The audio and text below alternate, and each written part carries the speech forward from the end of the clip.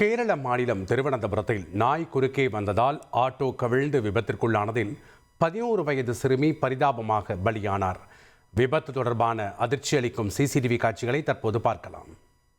கூடுதல் தகவல்களோடு இணைகிறார் செய்தியாளர் ராஜேந்திர பிரசாத்.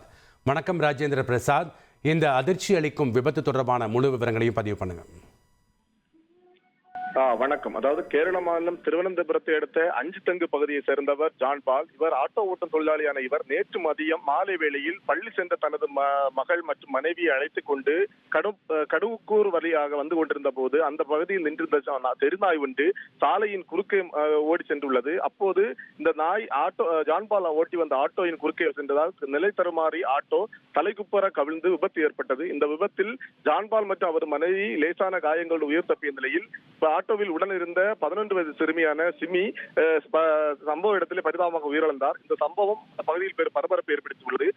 குறிப்பாக கேரளாவை பொறுத்த மட்டும் தெருநாய்களின் தொந்தரவு என்பது நாளுக்கு நாள் அதிகரித்து வரக்கூடிய சூழ்நிலையில் தற்போது விபத்து ஏற்படக்கூடிய சூழ்நிலையும் அமைந்துள்ளது. அந்த பகுதியில் உள்ள மக்களிடையே அச்சத்தை ஏற்படுத்தி இருக்கிறது. நன்றி ராஜேந்திர பிரசாத், உங்களுடைய தகவல்களுக்கு. இனி செல்லும் இடமெல்லாம் செய்தி.